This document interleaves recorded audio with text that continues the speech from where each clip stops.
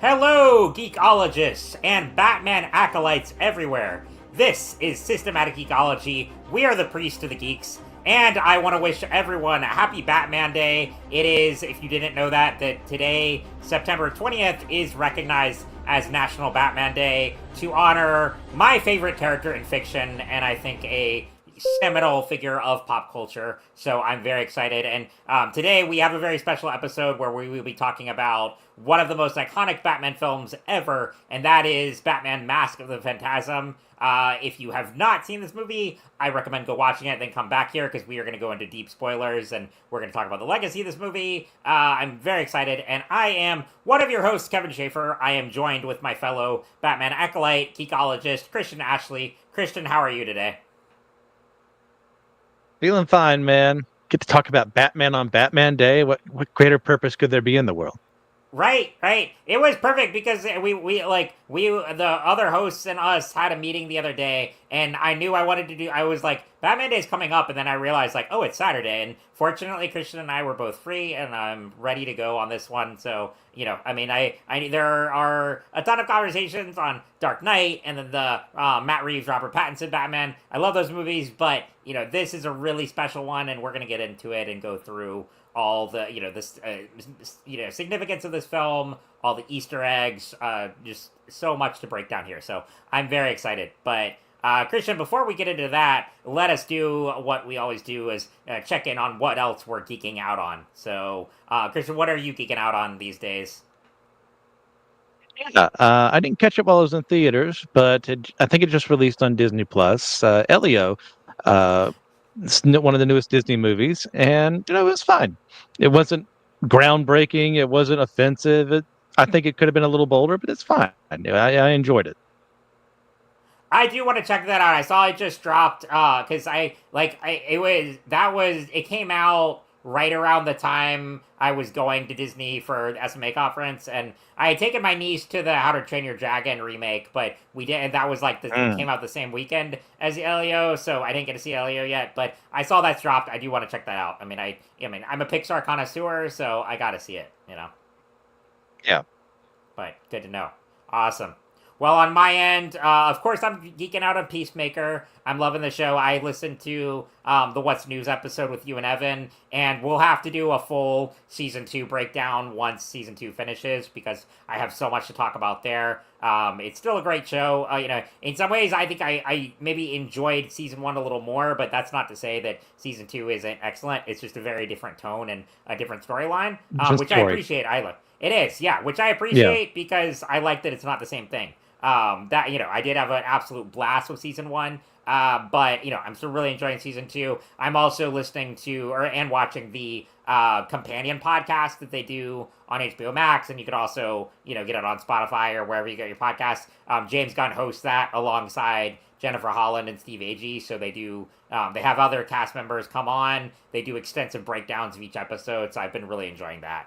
And then the only other thing I wanted to highlight real quick is a novel I'm reading called The City We Became by N.K. Jemisin. I don't know if you're familiar with her work. She wrote the Broken Earth trilogy, and she also did you read Far Sector, the graphic novel a few years ago? It was the Yeah, but I the remember. Green Lantern one. Yeah, I remember you talking about it on Comic Book Catch Up, but I have not read Yes, it yet. yes, that's It's an one of the newer excellent Green one. Lanterns. Exactly. Yeah, it was a Black Label story, so it's not canon or anything. But yes, it's one of the new Oh, that's great. and so it's just I mean, if you love stuff like Tom King, that kind of there's like limited Maxis series like that. It's like that. So it's a great space opera detective story. But the city we became, it's a fascinating sci-fi fantasy. It's an urban fantasy set in New York, and basically the different facets, the different boroughs of New York are broken up into sort of sentient beings, and the main story involves the avatar of New York City has gone missing, and now this like mysterious kind of entity is trying to assemble the different boroughs represented of New York. So like Queens, Long Island, Staten Island, or sorry, Manhattan, Staten Island. But yeah, it's a fascinating book. I really like Jemison's writing, and yeah, Far Sector is one I cannot recommend enough, and her novels are great. So very much enjoying that. But yeah, so that's a little on what I'm geeking out on right now. All right, well, let's Okay. get into the main topic today. Again, very excited to talk about this film in particular. I will go ahead and say that this is my favorite Batman film of all time. As much as Hmm. I love Dark Knight, as much as I love Reeves Batman, 1989 Batman, I just think there is no better interpretation of the character. And, this is one that, well, I'll go and give, a little bit of an overview as far as what this movie is, put it into context. So, this is a movie that is set within the world of Batman the Animated Series. It was directed by the creators of the animated series, Eric Radomski and Bruce Timm. It was the only animated film in the DC animated universe that ran, so encompassing Batman and animated series, Superman the animated series, Justice League, etc. This was the only movie in that universe to get a theatrical release. It was released in theaters on December 25th, 1993. So only about 2 months after I was born. So I did not get to see it when it came out because I was a newborn.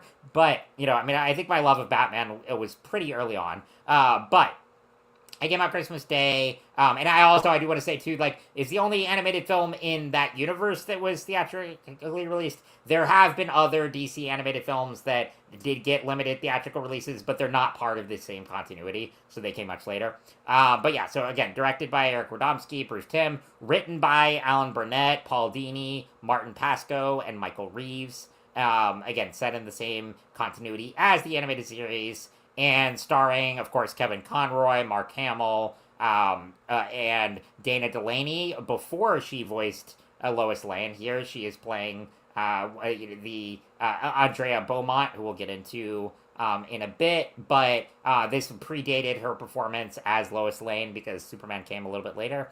And it also returns other voice actors from the animated series, like Bob Hastings as Gordon, Ephraim Zimbalist Jr. as Alfred, Robert Costanzo as Harvey Bullock, etc.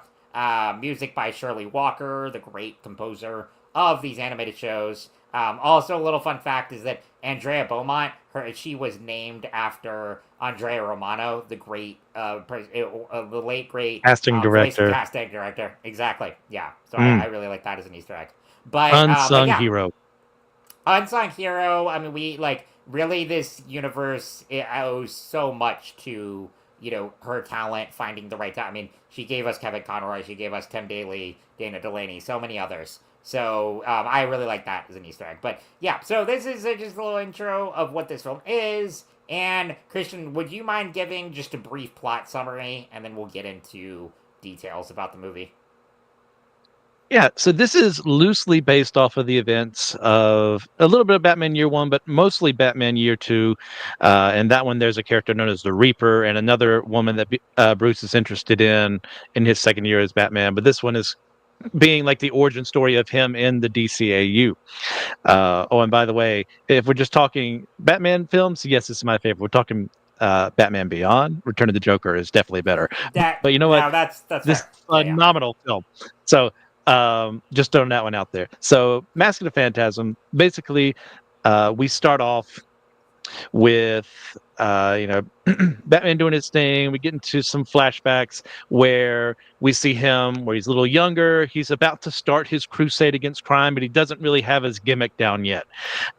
He's living under the shadow of his parents' death and all the grief that he's and remorse he's felt from that, wanting to avenge them, wanting to bring justice to their murders and the murders of countless other people in Gotham, bringing destroying corruption in the city.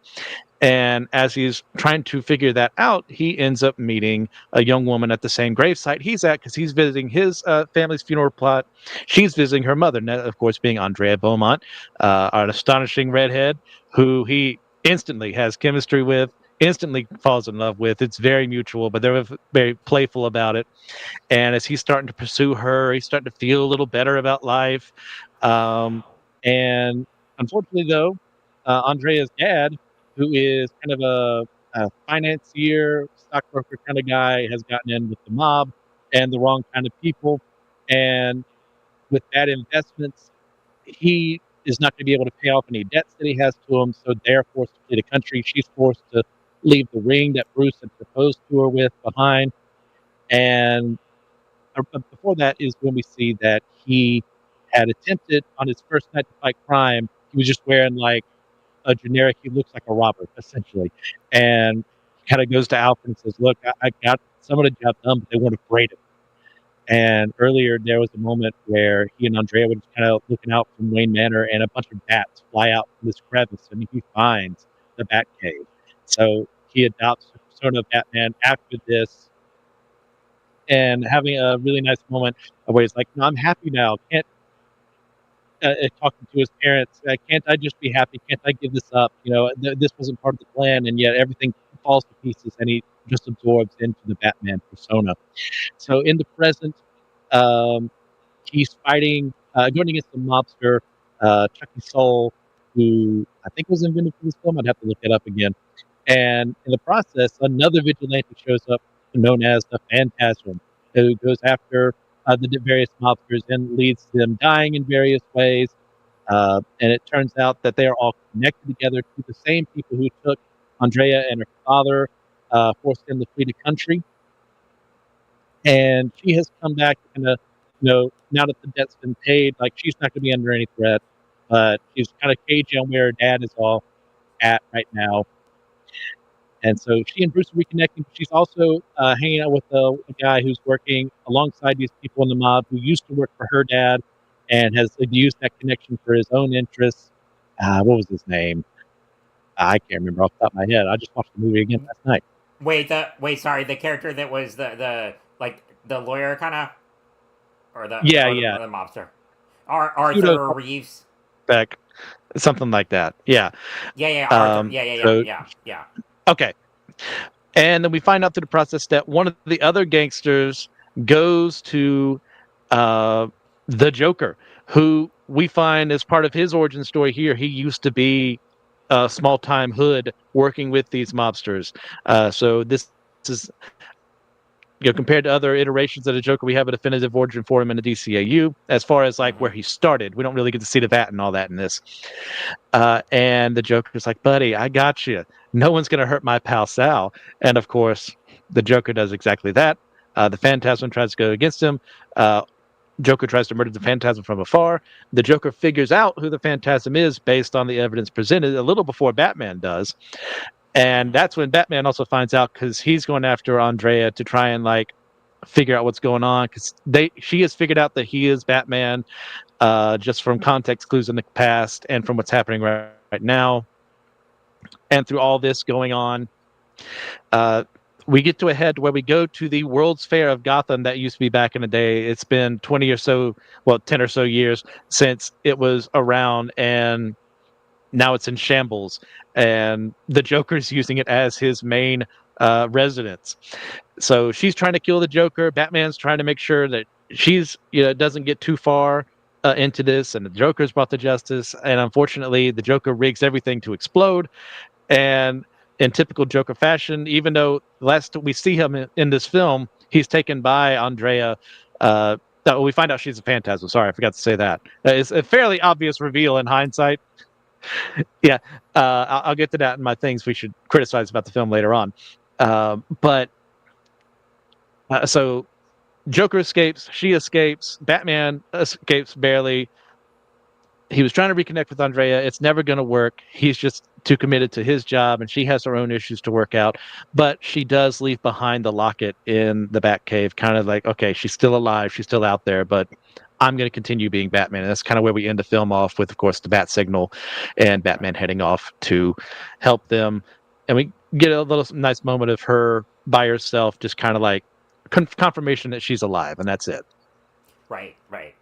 Excellent plot summary. And also, as a side note, yes, I also love Return of the Joker. We'll do another episode on that. It's just it's a really tough choice between this one and that. But Oh, they're both great films. yeah. There. Yeah. It did that movie did traumatize me as a kid with the Tim Drake Robin stuff when he gets there, but that pretty much is most. I mean, as much as I love the DCAU, our childhoods were very influenced by it in very memorable. It's but Yes. yes. So excellent plot summary. I guess so getting into initial reactions. So I'll go into like the first time I saw this movie. It was years ago. I actually don't remember if I saw it as a kid when I was watching the animated series because they ran the show on CW like all the time. I was watching it, on weekends and weekdays, whatever. And then later on when it came to streaming, but I don't like. I'm trying to remember if it was playing. I may have as a kid. I don't remember if I saw it there or not, but I definitely remember seeing it on DVD years later, and then it became one of my favorites. And I've watched it religiously ever since then. So I think I was a little bit later when I first saw it on DVD. Instantly loved it. Again, I wish I could have seen it in theaters, but again, I was only 2 months old when it came out. I would love for them to do a re-release. This would be a great one to see on the big screen. I actually like a couple years ago for my 30th birthday, I thought about doing renting an Alamo theater and picking this as the movie to show. But then when I looked at the price of how Ooh. much it would, Ah, do rent a theater, I was like, maybe not. Because they had that nope, like nope. much. They had it much cheaper during COVID, obviously, but I wish they had kind of stuck that around. But once theaters started opening again, it was the prices skyrocketed. But anyway, I would love to see this on the big screen. So yeah, there's so many things I love about it. I mean, we'll get into specifics, but I think the main thing is just it is this emotional, grounded story, much like all of the animated series is. It dealt with mature themes and dealt with mature topics, and this one, the way it does, like I really commend a Batman movie that explores the origin of the character, and it doesn't feel like, oh my gosh, they're doing the origin again. I am so tired of this. I know it to death. What makes it really smart here is it's not that the entire movie is an origin story or a year one. It juxtaposes the origin story with the present day story because we learn that Andrea is so instrumental to Batman's origin. Obviously, the moment that changes his life forever is when his parents are killed, and he watches that. But this introduces the idea that he was this close to abandoning all that and pursuing a normal happy life, and that may have would change his life forever too. And it's only because Andrea got caught in her journey mirrors Bruce Wayne's in many ways, because she is also, her father gets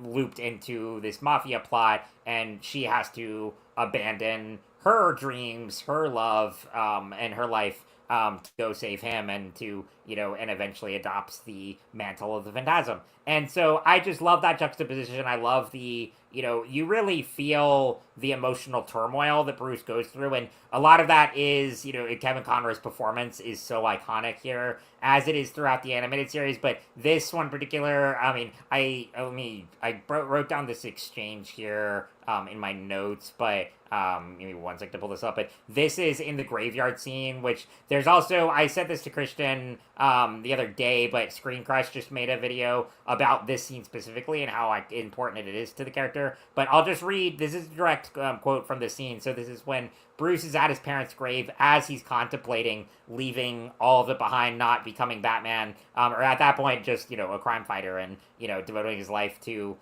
pursuing justice and fighting crime. But he says, it doesn't mean I don't care anymore. I don't want to let you down, honest, but it just doesn't hurt so bad anymore. You can understand that, can't you?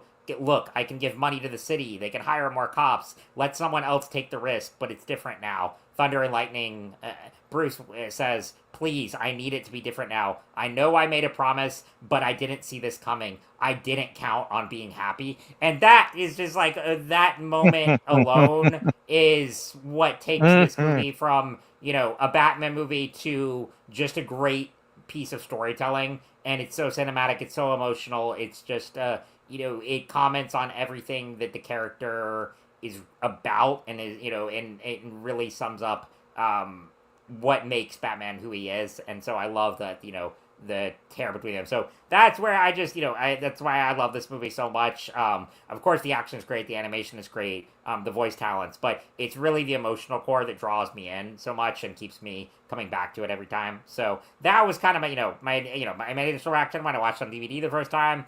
Really loved it. I've loved it more ever since. But Christian, what about you? Do you remember like when you first saw this, either as a kid or later on? Well, we'll get to that scene later on because I have some Yeah. things to say. Yep. But Okay. my initial reaction, well, I was 3 when it came out, so I Yeah. definitely didn't see this in theaters. Yeah. Um, I'm sure my dad didn't see it until probably we were watching TV one day and it came on. I was Mm-hmm. probably like 7 or Yeah. 8, and I remember as a kid just watching it and going, "Oh, wow, this is amazing. This is cool. I'm seeing Batman, and it's longer than 20 minutes, and it just keeps going." So I wasn't like paying attention to the greater plot or anything like that. I wasn't trying to figure out the mystery. I was just a dumb kid. Uh, so yeah, I enjoyed it. I remember loving it. I remember like, oh man, I wish this character would show back up again. And she does in Justice League very, very briefly in a non-speaking role. Uh, and what she actually says is voiced by another character in a very powerful scene. But it's just a fun movie. And I remember reading somewhere, I think, but being who he was, I think Roger Ebert, when he reviewed it, he wasn't a big fan, if I'm remembering correctly. And I think that was kind of the typical audience reaction was kind of like, okay, well, that's great, but why did this need to be here? And I'm like, well, I guess you guys weren't ready for it yet. And it's also at kind of the time when this is still the part where kid shows, cartoons are just kid shows, and I think that was the audience reaction for the most part. Was like, oh, and but there were darker themes in this movie. It's like, how can I bring my kids to this? Well, it's just because it's animated doesn't mean it's automatically for children. So that's one of those things, and I appreciated that as a kid that they would let me watch these things, and with these darker themes that I didn't get at that time. But as I grew up, I'd think back and, oh, wait a minute. Oh man, it's kind of messed up. Oh, what about this? And I didn't think about the different motivations. And now that I can look at it now that I'm older and go, this is a well constructed film. And actually, I just looked up Ebert. Actually, Ebert and Siskel praised it upon home video Oh, they release. did? It was mainly like I think it was a lot of critics were Oh, receptive. It was a box office bomb. It did not do well in theater. I mean, that's it was a okay. Christmas Day release. That was the so it was one of those. Pretty much anyone who saw it liked it. It was just it did not do well. Like I think if it had been released maybe around Halloween, it might have done better. But a Christmas Day release, like it did not garner the the financial success that Warner Brothers was hoping for. But but it was praised. I mean, Ebert was a big fan of the noir, style Batman, the pulps and everything, Okay. and he loved the Dark Knight trilogy. So actually, no, it I was get, praised by critics. It just, it went under the radar when it initially came out of theaters. yeah, I guess I combined memories or something like that or Sure, facts. sure. By the way, hello, Phantom Play. Nice to have someone comment while we're doing this. Good name, good avatar name. I like it. Yeah, very appropriate for Yeah. this. But yeah, but yeah, that was one. I mean, a lot of I mean, there's a ton of movies out there that had a very poor theatrical box office reception, and then became beloved cult classics after. This is very much one of them. So it garnered much more success once it went to home video, and but it was also more expensive than a traditional even few episodes of the animated series. So they put a lot into it, and then it started to make Yes. money back once it went on PHS. But Okay. yeah, yeah, Yeah. yeah. Yeah. So I yeah, I mean, definitely I know. tied multiple memories together of different facts in the wrong way. So my bad. No, it's all good. No worries. That is what Google is very helpful for as we're doing a live recording. I came with plenty of notes, Yeah. but I'm glad you said that because I was curious too. As soon as you said, "Oh, what did Ebert think about this?" and I looked it up. But yeah, so no worries. But yeah, well, Christian, do you have a favorite scene from Mask of the Phantasm? I have a feeling we're both going to talk about it because you've already mentioned it. And it's going to be Bruce talking to his parents Mm-hmm, in the mm-hmm. rain.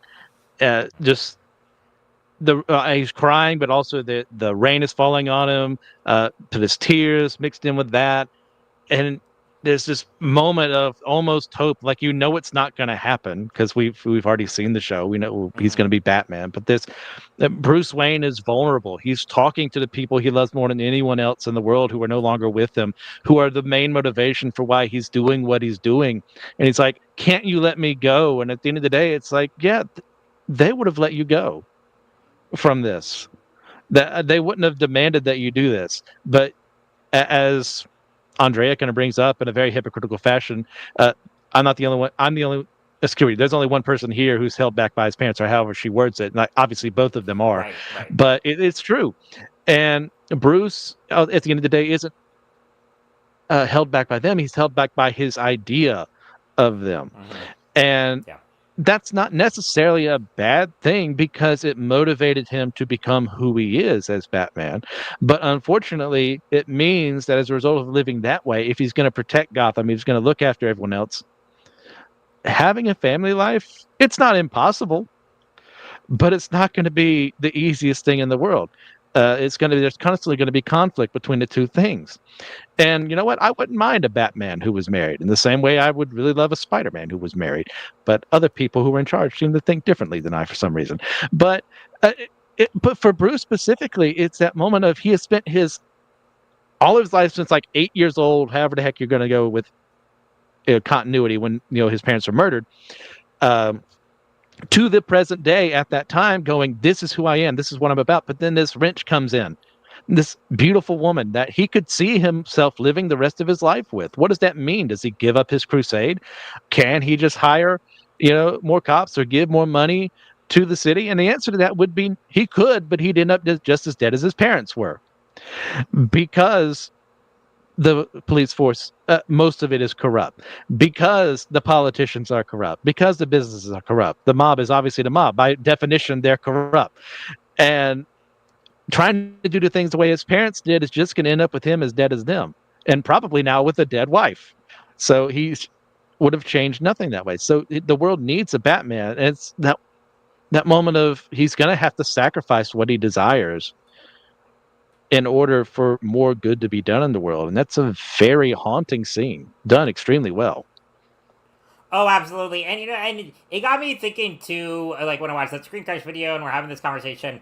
Obviously we talked a lot about Superman this summer with the movie, and with the animated series episode. And I think one of the big differences between Batman and Superman is that when you look at Superman's origin, there's not so much one defining moment that is essential to his origin. There are a lot of them, but his becoming Superman is much about his upbringing, being raised by the Kents. That's really what instills the Mm-hmm. values in him. Obviously, he's born, with amazing powers, being sent to Earth, but it's really, a culmination of things that form him, and a series of moments. With Batman, it's one single moment that transforms him, and that is watching his parents being murdered as a child. And from that point on, Batman is born.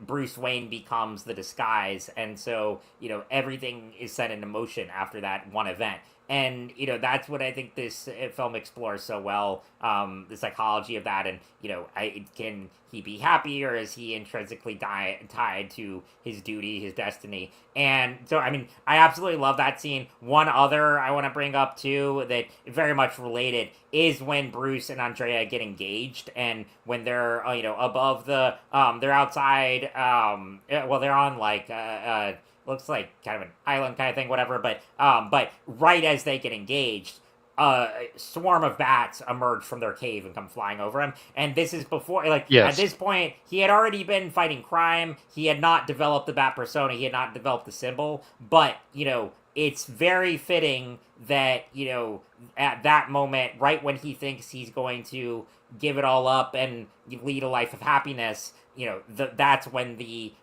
catalyst for the bat persona is presented to him. And shortly after, of course, is when Andrea leaves, because she has to go save her father. And so she takes a similar path as Bruce and Batman. And everything falls apart, and that's when the image of the bats comes back to him, and he realizes that can be my symbol to strike fear into the hearts of criminals. And so I love that juxtaposition. Yes, it's a little Yeah. heavy-handed, but I think it works. Yeah. So and Yeah. it's like I'll Batman also throw out Begins. I think. there. Yeah. Uh, uh, yeah. Oh, I just I'll say also Batman. throw out Batman there Begins took an the. inspiration for that. Yeah. Oh. Oh, absolutely, it did. Yeah. Yeah. Yeah. The the confrontation with him and the Joker in the World of Tomorrow, the Expo Yes. Yes. presentation there, Mm-hmm. is extremely well done, because the juxtaposition of what we saw in flashback of like the hopes for the future and how the home will change and how the world will change and there'll be new technologies, and now it's this decrepit thing that's been left to decay because World's Fair used to be a huge thing back in the day and not so much right now. And that kind of says a lot about the state of the world and our mutual trust of each other and how we don't pursue more technological achievements and advancements like that for the betterment of mankind would be like the vision. And now it's struck to where the Joker has free reign of the place, much like crime has free reign of Gotham. Without the Batman's interference, so having him kind of confront him there, and of course, to really, it just Joker be like Mark Hamill kills it in this film. He is Every having the time. time of his life, Hmm. and just like even he's not voicing anything, but like you could tell, like when he's just moving along the city with a top of a building on top of his head, just screwing with Batman. It's very Looney Tunes, but it's also deeply, darkly horrifying at the same time when he almost kills Batman by with that same thing that he was using for a hat. It's so well done. Totally agree. I mean, and I was listening to, or I was watching a YouTube video about this, and they said that they got kind of the idea for that World's Fair symbolism because Paul Dini and Bruce Timm were, I think, on a road trip, and they came across a decrepit World's Fair, and that gave them the idea. It was like, oh, this would be great to have that, like, have a scene with Oh Bruce yeah, and Andrea, and like glowing metropolitan amusement park, and then see the remnants of it years later, and that became a perfect setting for the battle, big climactic battle at the end. I absolutely love that as well. It's fantastic, and it's again I know I'm using the word juxtaposition over and over again here, but it is like so that's visually that comes up again and again in this film, and it's done well. So yes. absolutely, great picks there. And Christian, do you have? I mean, obviously we love Batman, but do you have a favorite supporting character in this film? I didn't mention him much in my summary, but well, maybe I didn't mention him at all. But Alfred. Alfred is a huge part of who how Bruce ended up as he is, allowing him to go gallivanting across the world to learn these different martial arts and techniques across the world, but at the same time being that person he can always come back home to. And at that same time, he doesn't want this life for Bruce. He wants him to be more well adjusted. He wants him to settle down and to have a wife and kids and live well because this is this kid that he raised after his parents were gone. He wants better for him. But at that same time, he also knows the oath that Bruce made, the everything that he's working towards. And there's that he's still snarky with him in that loving servile way, but the moment when Bruce puts on the cowl for the first time and he goes, "Oh my God," just like he just can't help but think it, seeing because no one's seen anything like this before. This is the Batman come to life, and he gets to be the first person terrified by it. I totally agree. Alfred was my pick as well, and I've got a few quotes that I love from him in this movie in particular. So there's an exchange early on when Arthur Reeves is on TV, and he says, "What kind of city are we running when we depend on the support of a potential madman?" And Alfred turns off the TV and says, "What rot, sir? Why you're the very model of sanity. Oh, by the way, I pressed your tights and put away your exploding gas balls." So I love that exchange. And then there's a great moment at the end on a more somber tone, and that really, like you said, highlights the fatherly figure aspect of Alfred. And he says, "Vengeance blackens the soul, Bruce. I've always feared that you would become that which you fought against. You walk the edge of that abyss every night, but you haven't fallen in. And I thank heaven for that." I just and the Yes. performance of let me get the name again. But give me one second, as I have my notes all place. I have to scroll up here. But again, Yes. this was Ephraim Zimbalist Jr. Yeah. Just and I think this is one of his Hmm. best performances as the character. Not that he isn't great throughout the show, but it's not even with he doesn't have a ton of screen time here, but when he's on screen, he absolutely captures who Alfred is, why he's so instrumental to Batman's character. And I also, I put as my, headline name here, Robin MIA, because they did not include Robin in this movie. They did not include Harley Quinn. And I think it's for the betterment. As much as I love Robin, I think it would have been a more overstuffed movie if they had, tried to have too much and have him as the battle at the end. I think this really works to, on, the supporting side, focus on Bruce and Alfred's relationship as a really Yeah. important piece of the narrative. So it worked really well. And you pulled I up th- that I shot right think there. Yeah. yeah. I think if I remember correctly, Harley Quinn hadn't been made yet. It's like 1 or 2 years after this film. I don't. I think Um, she had. I could be wrong, but Let me I'll have double to look check. it up. But I think she had because Dana Delaney was a friend of Arlene Sorkin, the voice actress who played Harley. Oh, So nope. She had yeah, the because year before. Arlene Sorkin Okay. introduced the creators to Dana Delaney. Yeah, Okay. Okay. Then the other one for yeah. sure I know is that in the novelization, Mm-hmm. Robin is mentioned as going to college. That makes So sense. Yeah. that's all they had to Well, explain that. So yeah, I and got in my the animated timeline wrong on series, Harley. no worries. Well, they do that in the animated series too. He's not Robin's not in every episode. There are times where he's in and out, and it Yeah. worked really well for that.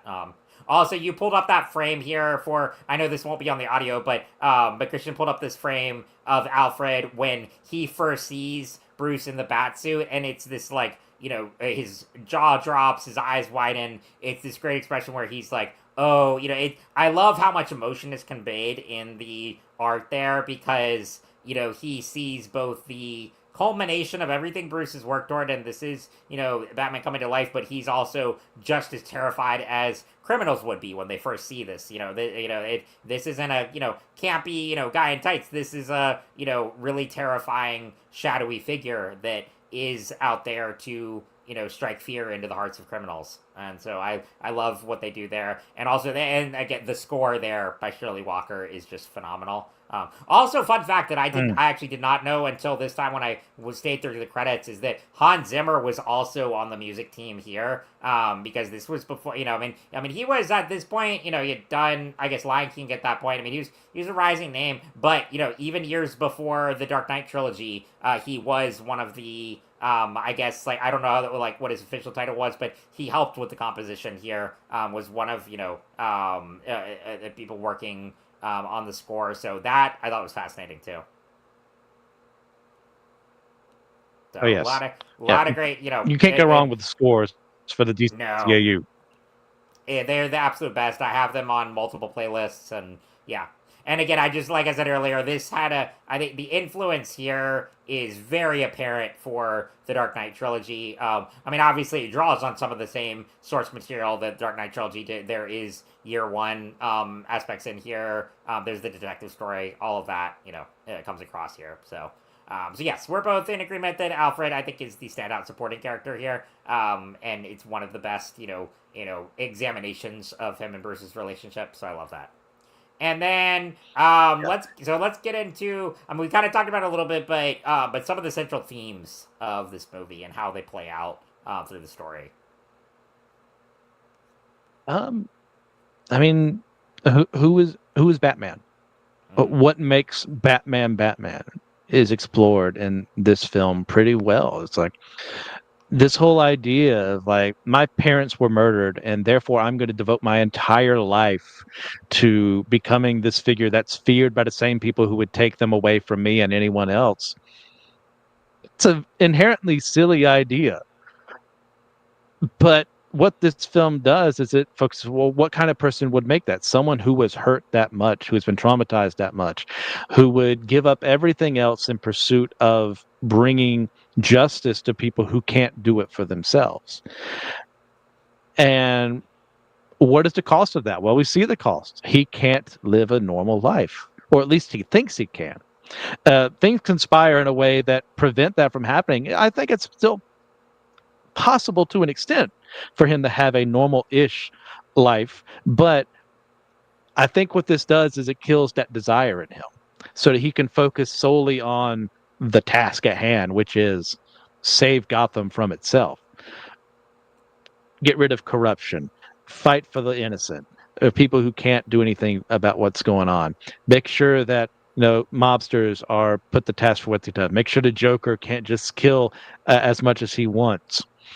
And that takes a toll on a human being. Like Bruce is still just a human. Yeah, it's been popular to meme about the Bat God, as it were. If you give Batman enough prep time, he can beat anyone. And but there's still just a man under that mask, and that is a very wounded man who is doing things even though it's costing him a lot to do it. Well, and going back to your point about like you think Batman could be married, Spider-Man could be married, I totally agree. I think it was a mistake in editorial. Like, I mean, I know this is a whole other episode, but when they built up the marriage between Batman and Catwoman years ago, only for it to be and they had like, oh, this is a big event, so Yes. comic shop celebrating, only for them to abandon that. I very much disagree with that decision because what I think it's different from here when this happened when Andrea leaves him. Keep in mind, this is a young Bruce Wayne here. When that happens, it's before he's gone through. He doesn't have the Bat family. He doesn't have. So when that happens, he sees it as this kind of like universal sign. Even though I think Bruce Wayne is more agnostic. It's more but like but I also think he has some kind of pull toward some conception of fate or destiny, and he's sees signs pulling him around, and when Andrea leaves him, that's the moment where he says, oh no, this must mean I can't ever be happy or lead a normal life. I have to devote myself to Batman fully and just have Bruce as a disguise. What I think DC editorial makes a mistake of saying, oh, Batman can never be happy. I don't think that's true because I think he matures as he goes along in his journey, and he has the Bat family. He has other people in his life to show that yes, while it would always be a risk for him to bring someone into his life, and whether it's Catwoman or whether someone else, and that gives him his enemies fodder of someone he cares about. But it's like there are other people he cares about, including Robin, including Batgirl, including Alfred, and so I think that's the mistake they make. But here it's understandable because again, he's young, he's tormented, he's still figuring out his path. But that is one thing I wish they could rectify later on is let him get married eventually, let Spider-Man get married, because once they are older and wiser and they learn to embrace the realities of the superhero life, but also recognize that you can still have people you care for, and yes, you're always going to have risk, but really that's anyone, I mean, and so that's where that Batman 50 and the Rebirth, I did not like that choice, but it is what it is. Again, we can do a separate episode on that another time. Yeah. Well, I mean, we're on the subject. We might as well keep going. Go ahead. You're the ones writing the stories. You're the ones writing the stories. Mm-hmm. Yes, there's a risk to a character like Batman or Spider-Man being married. In the same way, it was a risk for the elongated man to be married. All right, and right. His wife, whatever happened, I'm not going to say what happened to her. Very unfortunate. Or we have the infamous fridging incident for Kyle Rayner and his girlfriend at the time. Yeah, you can write that, but you don't have to. You're in charge of the story.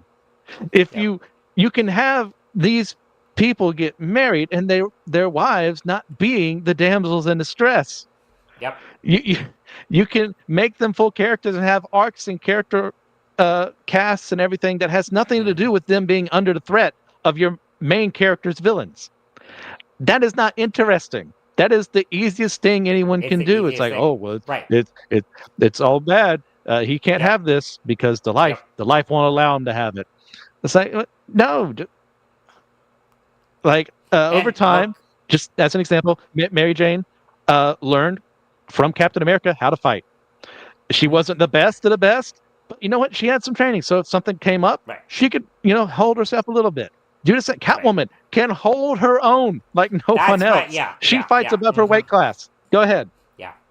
I mean, the biggest thing is like, Batman, his love interests are not damsels in distress. Like, him and Catwoman could make it together. He could, like, Superman and Lois. Like, hello. Like, Superman has a whole family. Yes. And that's never, I mean, yes, again, there's danger there, but, my thing is, we all have risks. I mean, basically, if you have a loved one, there's always a risk of losing them, right? Like, I mean, you never know what could happen day to day.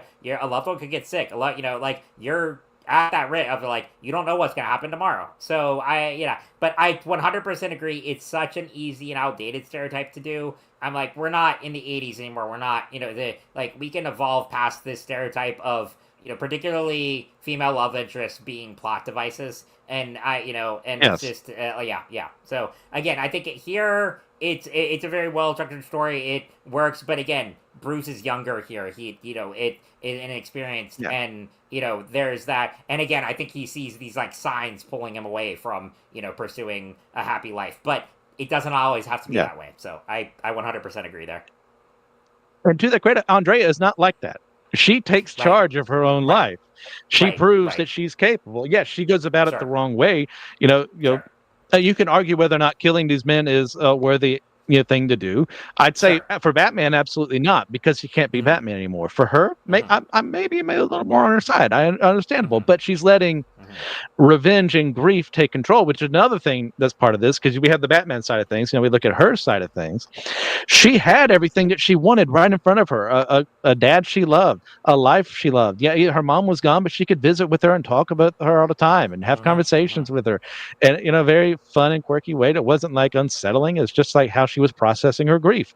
And then unfortunately it becomes too much when her dad does end up being murdered by the same people. Even though he paid them off, they just couldn't handle the fact that he ran away from them in the first place, and now she's left on her own. And what does she do? Well, she becomes a mass vigilante because we're in the DC universe, and she decides to go after these people and try and kill them because these are not good people. And once again, I don't want my Batman to kill. I want my Batman to be the guy who's like, nope, if I go too far, I'm not going to stop. So let Mm-hmm. me prevent myself from ever going that way. But for someone like her, sure. But that's going to cause friction even more between them because of Bruce's philosophy and Andrea's philosophy. So even after all this, they're just not going to work because they're two different people now. They're not who they were when he first proposed. But for her, it's showing that she regains a little bit of herself back just from being around Bruce and seeing what he's done and seeing who he is. That gives her a little more hope, but like she's not completely broken at the end when we see her on the cruise ship. But like she's still not well, but she's ultimately better off than where she started because of her learning to overcome a little bit some of her grief and her Mm-hmm. past. Mm-hmm. Absolutely. Yeah, but yeah, no, I totally agree there. It's, that kind of segues into our night topic of like anything we didn't like about the movie, like either story wise or anything else. I'll go ahead and just throw out a quick one here. I am usually a big fan of Easter eggs and I like a lot, but the one here I always laugh at, and I laughed the first time. I was like, really? But they ham fist a Warner Brothers logo into that scene right before the climactic final battle, in the remnants of the World Fair park, and it's just like, okay, really? Do they have to? They couldn't have put like a what I liked in Superman was they named street names after comic creators. So they had like Wade Street and Yes. Jurgens Drive and stuff like that. I like ones like that, but like Warner Brothers, really, like you're in the opening credits. Do you really need that? So that's my little nitpick there, but I Yeah. laugh at every time I Twice watch this over. movie. Yeah. Yeah, it's fairly obvious. It's right there in your face when it does Oh happen. yes. Oh yes. Um, but for me, mine's more like I mentioned earlier in the Mm-hmm. episode. It is so super obvious now. Even though I knew already who the Phantasm is, yeah, there's the other red herring is it might be her dad, but that's not satisfying. And in the year 2 comics that these are loosely based off of, it did turn out to be his love interest dad. Um, but I having not read those comics, I can't tell whether or not that's an effective reveal or not. Mm-hmm. But for here, this is like, well, it can only be one person. And the only way you couldn't think it is if you had, well, a woman couldn't do these things, even though we've shown in scenes that she has some fighting technique, some training. So she's able to do some of these things that, yeah, maybe an ordinary socialite of Gotham City wouldn't be able to do, but she's not ordinary. So as opposed to not as good a film in the DCAU. The Mystery of the Batwoman, I think, is the name of it. Yeah, yeah, I remember. It's Yep. also a directed DVD. There's in my opinion, a better reveal of like who was the Batwoman, and you have three candidates in that film. And guess what? Mm-hmm. Spoilers for 20-year-old material. It's all three of them, Yeah. and there were reasons seeds planted for all three of them to plausibly be the Batwoman, and also for you to think, oh, maybe not, because you would see one and the Batwoman would be there, but that suspect was there. But also, when you get the reveal that it's all three of them, it's go, oh, but they did that on purpose. It's like that was much better handled. And I think that's Adini and the rest of like after years of experience, getting a little more handling on writing and stuff. Like, not to say Mystery of the Batwoman isn't the greatest DCAU film of all time, but the reveal I would argue is better. No, I agree there. I'm kind of of two minds of this because one of my best friends is huge on big twists and reveal, and he loves murder mysteries and everything, and he gets disappointed when the reveal is totally obvious. And yes, here it is, but like you said, the only kind of like other one they throw out is that could it be Carl Beaumont, and they had the same voice actor play Carl as they did the voice of Phantasm. So they have that throwaway there. But yeah, I mean, the first time I saw it, I was like, yeah, it's gonna be Andrea. Like she arrives the same time Phantasm shows up. It's just all the clues are there. But for me, I don't necessarily need it to be a mouth dropping reveal because again, it is such a more emotionally gripping story that I'm more interested in that. So it's more, it's like as the audience, you already know who it is. It's more watching the journey of Batman figuring it out, and and I think a part of him knows early on, but he doesn't want to believe it. It's similar to when Red Hood shows up and he has this feeling that it's Jason Todd, but he doesn't want to believe it, and so I think it's more that aspect is more powerful than just like, oh, let's make this a really intricate detective story and make it really hard to guess who the villain is under the mask. So but agreed. It's like they make it pretty obvious here, and yeah, Mr. the Batwoman is a good comparison there because that one they do a really good job of like once they set up that reveal that it's all three. I that one's also really enjoyable. So yeah, so I mean yeah, I don't like it's not something I despise about it, but it's like they could have made maybe a little more effort to like, or if they didn't want it to be a surprise for the audience at all, then just have it be revealed even earlier. Again, because for the audience, it's not as big an investment as it is for Bruce finding all that out. So yeah, Yeah, I mean I think that's but yeah, fair. yeah. But overall, I mean, beyond that, I mean, the Warner Brothers gimmick there. There's not really any other like big criticisms I have. I think it is a really wonderful movie. And as far as it holds up to other theatrical Batman movies, because again, that's why I put this in the not just because it's great on its own. Even if this hadn't been released in theaters, I would still put it up there with Dark Knight and Batman '89, the Batman. But since it is, we compare it to all these others. Like, so how do you think? Like, yeah, I mean, I know we very much love this movie, but seeing it as it compares to other renditions of the character that we're so familiar with, like I mean, obviously we love Kevin Conroy and Mark Hamill, but how like Oh if yes. you had if you're putting this in comparison with the Nolan trilogy or Matt Reeves or Tim Burton, do you have kind of any thoughts there? Yeah, I'd have more to say about the Matt Reeves stuff if we could actually get a film uh, beyond the first one. But even though the first one on its own, yeah, it's a effective universe. It's setting Yeah. him up. There's enough there to still be good. And I love that film. I Mm-hmm. just wish we could have gotten more sooner. Now, Affleck, Batfleck, I couldn't care less about Yeah. the Yeah. DCEU. It's Yeah. not my thing. I know that It there's some exists. Snyder Yep. fans out there who are raising up their hands and to try to find out where my address is so they can burn my house down. And I say, bring it. Just wait sure my family gets out first. Um, I don't care for that one. The Dark Knight trilogy, fantastic. In comparison, I think they're doing their own things differently, but also sharing aspects. Obviously, the year one influences are big Mm-hmm. on both of them. Doing a great job there. And that's a pretty good trilogy overall. The last one's not my favorite, but this overall, like Dark Knight, is one of the best movies ever made. I'll throw Mm-hmm. that one out there. Sure. Then, of course, the Keaton and Kilmer and Clooney's, they're fine.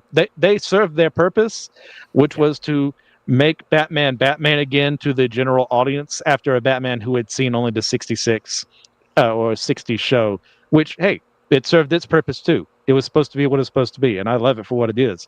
But it's also not the one I gravitate the most to.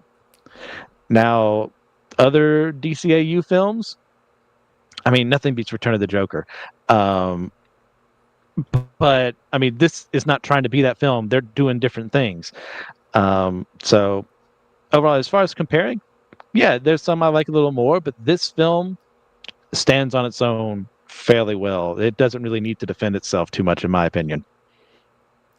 No, I totally agree, and I mean I have similar thoughts as you in comparison with the live action ones. But and then if I had to rank my favorite animated Batman films, it would be this, Return of the Joker, and Under the Red Hood are the kind of like holy trilogy for me. Mm. Even though Under the Red Hood is in a different continuity, that is still a great movie. And I would love to see a version of that story appear in live action. I mean I know the while the DCU Batman is kind of on, or I guess on hold, or they're still figuring out the script and what they want to do there, and but they have said that they want to adapt the Grant Morrison stuff and have it be about Batman and Damian. I think Red Hood would personally fit really well into that as a villain there. So it'd be kind of a cool if they could adapt both the Grant Morrison Batman Robin and then Judd Winnick's Under the Red Hood. I think that would be cool.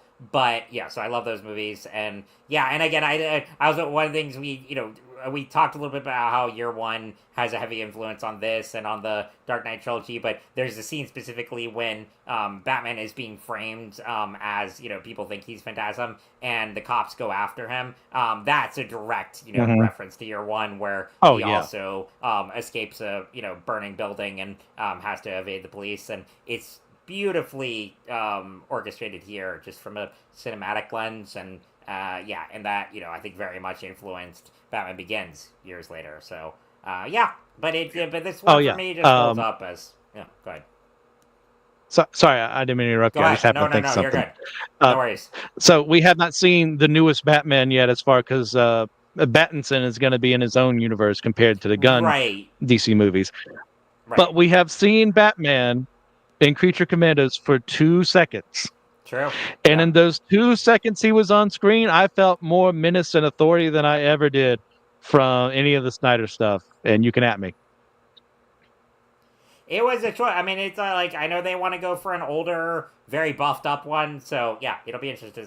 And I mean, I there's even talk that Gunn might eventually bring in Pattinson into the DC. I don't know. There's a lot of like I'm kind of glad. Even as a diehard Batman fan, I'm just glad in the DCU we're focusing on other characters right now, and we're building the foundation of the DCU around Superman, and all these other characters. Give it room to breathe, and then we'll bring in Batman later. But yes, I do. That image is striking one. We'll see if they stick to that or if they modify it at all once we do get a version brought to the screen. But I hear your feelings there. That's it almost. I mean, reading Absolute Batman, it almost looked like that. Like the buffed up. That works Uh, great for that Hunting story, but it's children. an alternate universe. Yeah, right, right. Yeah, awesome. Well, yeah. So Christian and I, but I know we can agree. We love Mask of Phantasm. If you've never seen it, I hope you didn't listen to this whole episode because we spoiled it deeply. But if you haven't seen it in a while, go back and watch it. Tell your friends about it. It's a great way, I think, to celebrate Batman Day. We love this character. And Christian, before we go, do you have any recommendations for Batman related material to check out? Yeah, in honor of the newly released Batman and Deadpool, which was pretty good overall. Mm. I preferred the Captain America and Wonder Woman. Surprisingly, it was really well written. I'm going to recommend the two crossovers that they did with Batman and Spider-Man in the '90s. Where in one of them they go after Carnage and Joker, the other they go against Kingpin and Ra's al Ghul. Excellent stories. Excellent picks. Yeah, I still need to pick up the Batman and Deadpool this week. I know, it's one of those I was like, okay, that should be interesting. I'm not like dying to pick it up, but it should be fun enough. But my recommendations would be, I think I've talked about this before, but the James Tynion Detective Comics run from the Rebirth era. So that was back in like 2016, I think. That is a great run. It's if you love the Bat family, you get them all. You get Batwoman here. You get Tim Drake Robin, who's my favorite Robin.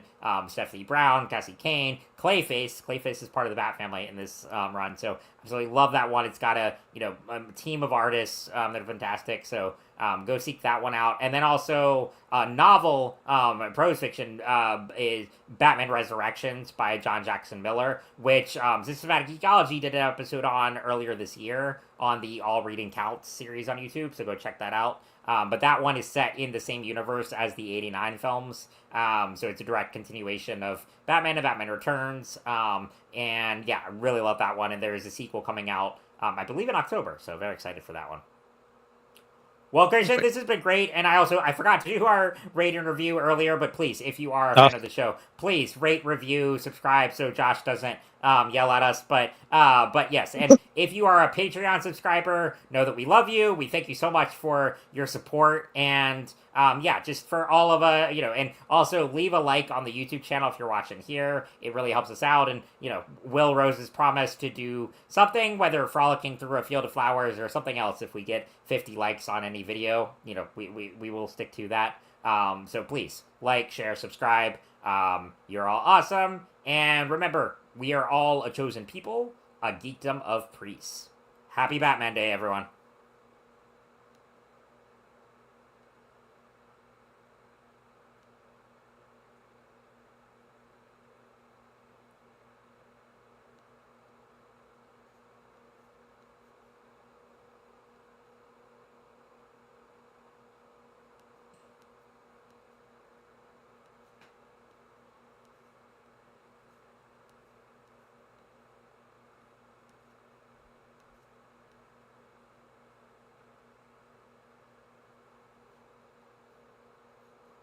Looks like we might still be on. I'm seeing. Let's see. Christian kind of froze and disappeared for me for a sec. So, yeah, it looks like we're still live, but that is the end of the show. So I'm just gonna be here. But let me text Christian while we're here. Let's see here. The joys of technical difficulties.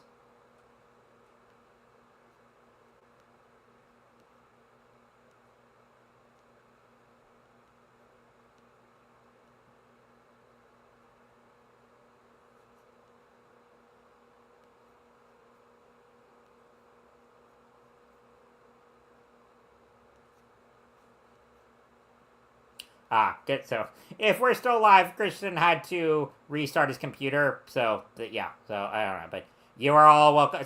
If you're still hanging out, thank you all for listening. And yeah, support the show. I'll probably just be here awkwardly sitting around until he's back. But, again, thank you all for checking this out. Hey, chime in on the comments if you have any Batman stories you want to recommend.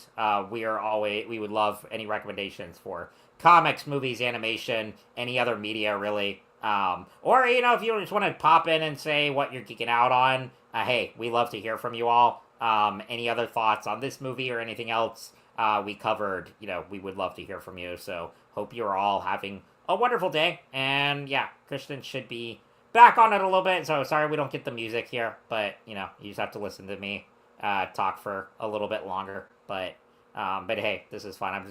I'm gonna stay on until Christian's back, so we don't lose anything recording wise. But because yeah, he was logged in. I'm just kind of here. But hey, it's the fun of technical hiccups while we're in the middle of recording. But it makes podcasting very fun. So I'm thank you for all you're here. Yeah, I was worried it was me, but yeah, he had an internet issue, and he should be back soon. And if anyone has any plans for Batman Day, whether it's going to your local comic shop or rewatching some of your favorite movies or shows with the character, hey, let us know in the comments. I would love to hear. And if anyone's reading Absolute Batman, I mentioned that toward the end. Phenomenal run by Scott Snyder, Nick Dragotta. Dragoda, I think is how you say it. That is the Absolute Universe and Marvel's Ultimate Universe have been absolutely stellar. So I, always down to chat about those books and anything else.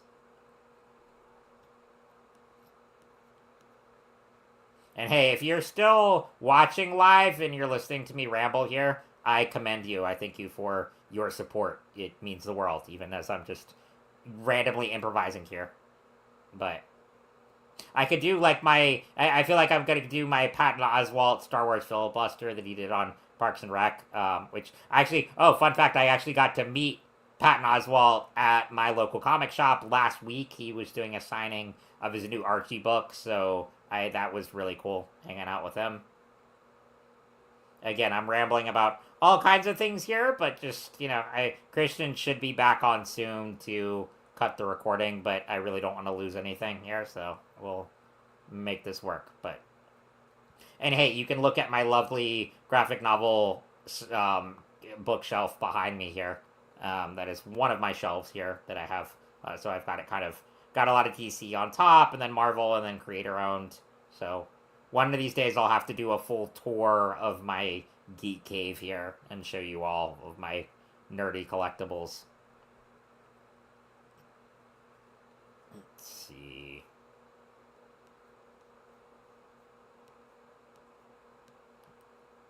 Give Christian a little bit longer.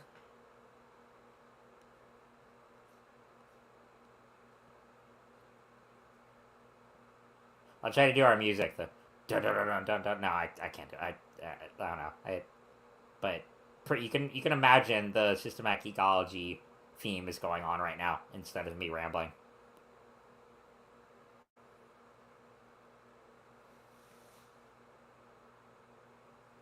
Let's see here.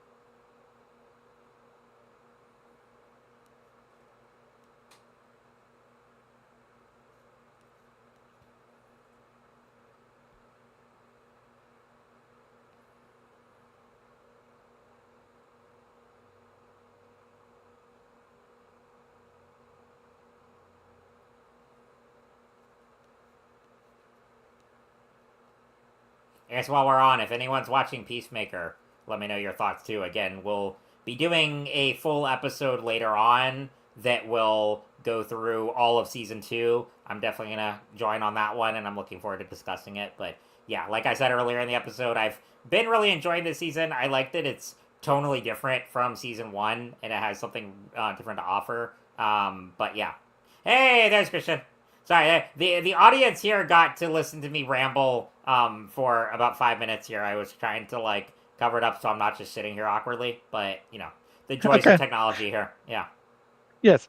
So my computer decided that it didn't want to use the internet anymore, so I had to Of restart my course. computer. So here we are. Thank you all for sticking with this, Kevin. Thank you for Thank being you. a team sport and Hey, taking no this problem. in stride. No problem. But yeah. So All right. Well, thank you all, geekologists, and happy Batman Day. see ya.